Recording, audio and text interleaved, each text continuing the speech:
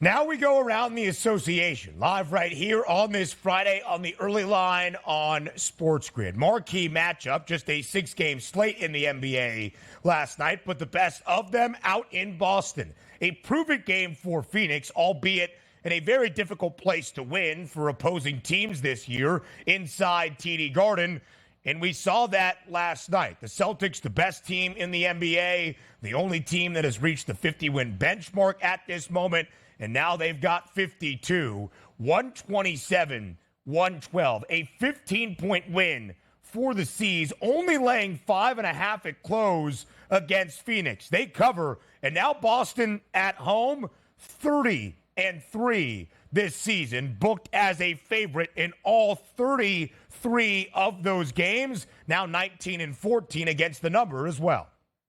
Yeah, marquee matchup nonetheless. You had the big three out there for Phoenix. We talked about this yesterday. I was like, I'll take it. I think it was 6 points when we were talking about the game yesterday on the early line. Thought they might be able to get some points in this game, and they did, but I thought the better bet was possibly the Phoenix Suns. But if I'm going to tell you right now, Boston at home, as Ben just pointed out, is 30-3. They're going to have home court advantage all throughout the playoffs, which again would mean they don't have to win a single game on the road if they just handle their business on their home court. Sounds crazy, and yes, they're going to lose games on their home court, but you get the picture here. But also, when we equate this to college basketball, Ben, I talked about like BYU three-point shot. Hey, when they're in Provo, it's lights out. They're probably going to make 45% of those and at volume. The Boston Celtics shot 53-point shots yesterday as a team and made 25. If we look at the Celtics, this is usually the free throws that we're talking about here, but I'm talking about 3-point shots. Tatum, 4 of 8, Horford, 6 of 10, Holiday, 3 of 5, White, 3 of 9, Brown, 5 of 9, Hauser off the bench, 2 of 5. Pritchett, 1 of 1. I mean, it's unbelievable. I don't care what basketball team you are, how good a defense you play. If another team is shooting 53-point shots and making half of them, you are never going to beat that team. Maybe it's an anomaly, but my goodness, Boston bought those 3-point shots out of the rafters yesterday and crushed the Suns. Everybody in the starting lineup, every single member of Boston's starting five made at least 3 threes, led by Jaylen Brown, who had 5, and he had 37 in the game to pace all scores. The big three out there for the Phoenix Suns, and everybody scored at least 20 points. They had 4 guys in the starting lineup score at least 20 points as well, with the addition of Grayson Allen and his 4 triples, and still not even nearly close enough for the Suns to keep it within margin and cover a 5.5-point spread. Phoenix now 7-11 against the spread this year as an underdog. Boston, who won 11 straight games surrounding the All-Star break, entering and after, then dropped 2 in a row, has now won 4 straight. They covered in the last 6 games of that 11-game win streak. They have covered in all 4 games on this new win streak. Boston has covered in their last 10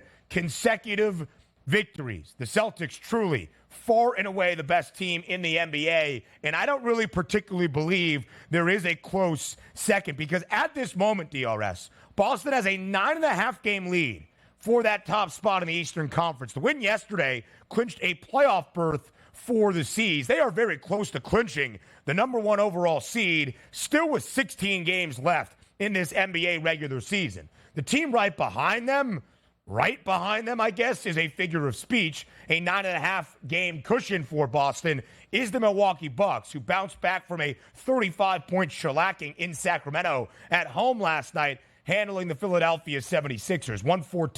114-105, the victory for the Bucks. They were booked as a 7-point home favorite. Now Milwaukee has won 8 of 11 since the All-Star break. They've covered in all 8 victories.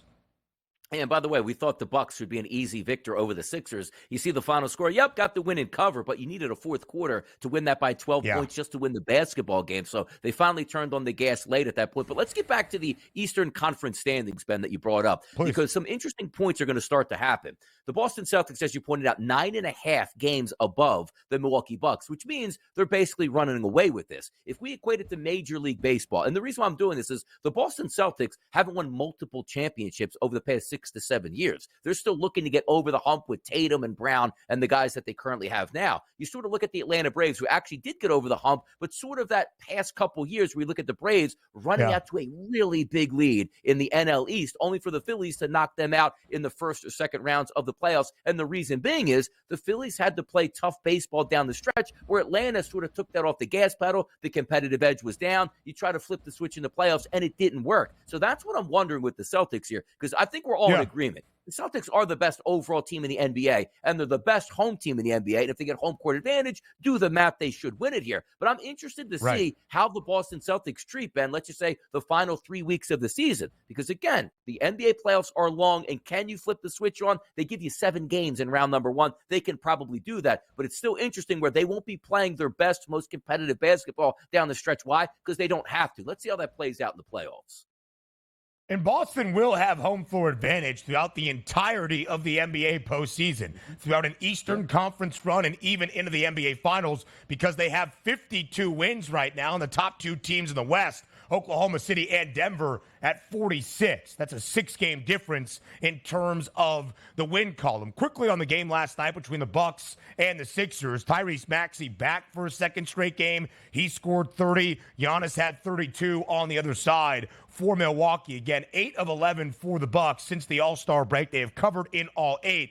Depending on when you got the total, when we talked about the game, it was 220. It closed at 219, either a push or an under, because Milwaukee has gone under in 7 of their 8 victories since the All-Star break now. Philly a dog in 13 of their last 19, 5-8, both straight up and against the spread. And to highlight your point, DRS, about where Boston is, we predicted this at the All-Star break as they approached even money. Then it got to even money about a week ago, and then we said it would not be long until the Celtics entered as an odds-on favorite into the Eastern Conference postseason to win that conference title. That's where Boston is right now, minus 120 for the C. Second best number is Milwaukee at plus 320. And if you're the Bucks, you want to stay in that 2-3 spot, and they really will, because you want to be on the opposite side of the bracket. The Knicks right now in the 4 spot, but 3 games of difference between Cleveland, who is at 3, and New York, who is at 4. You're trying to avoid Boston until a best of 7 in the Eastern Conference Finals, and then who knows what happens. The Celtics, though, with home floor advantage, going to be very difficult to knock off in the Eastern Conference.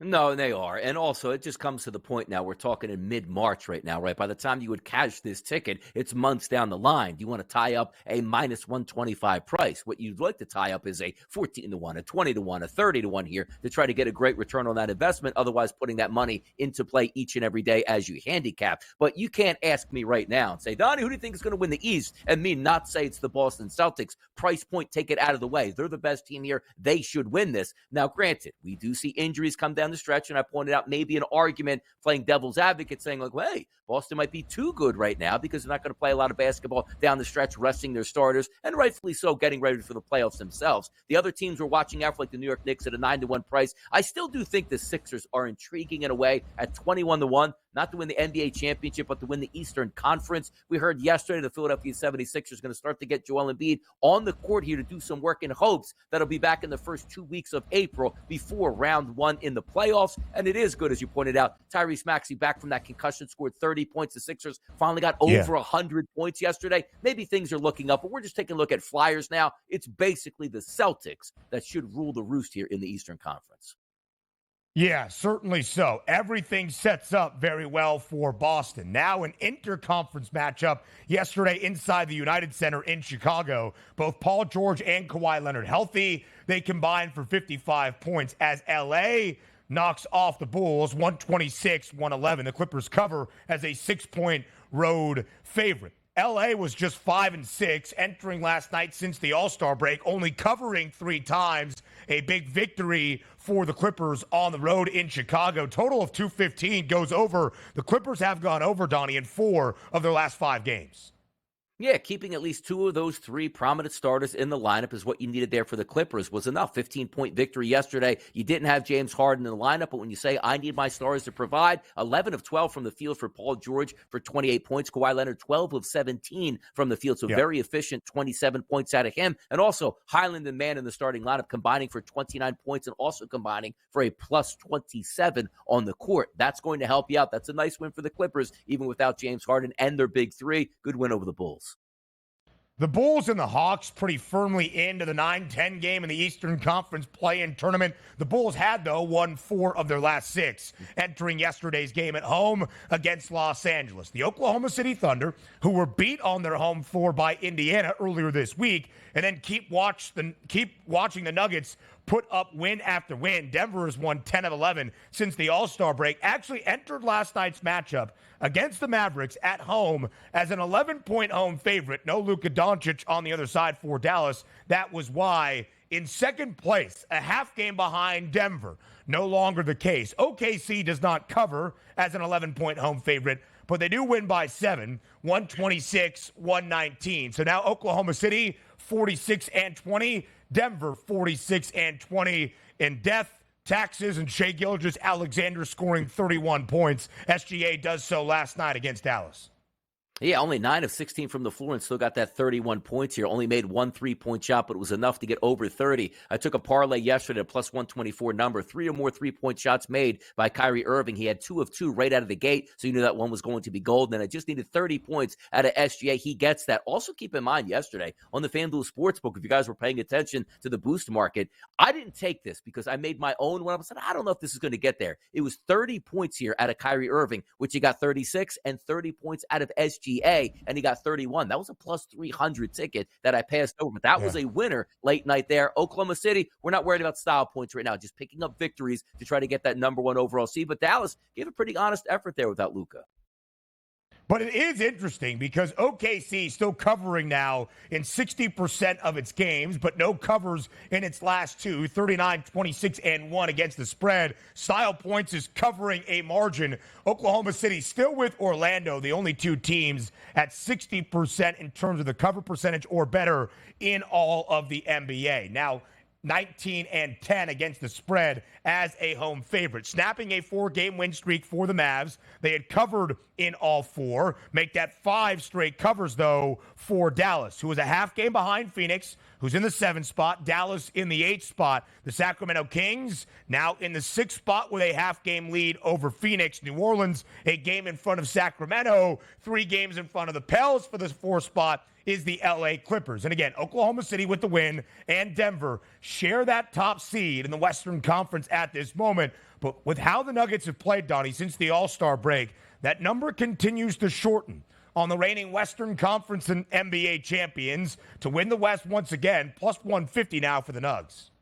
Yeah, we know there's a lot of talent, I should say, across the board in the Western Conference when you take a look at roughly 2 teams in the East. But the one thing you can't get by me, we had that Fade the Public poll a couple weeks ago talking about, are we getting a preview here of the Denver Nuggets and the Boston Celtics? It's going to be hard to get me off there. Like, I really want to take a look at the Suns and maybe OKC to make a run at that. But the more you just look at the way the Denver Nuggets are built here, it just seems like we're going to get the Celtics and the Nuggets back in the NBA Finals here. The T-Wolves only a game out of that share for the top spot, yet now 13-1 to win the Western Conference. Oh, by the way, Daniel Gafford, who had made 33 straight field goals, missed his first field goal attempt last night against OKC. We end out this opening hour next.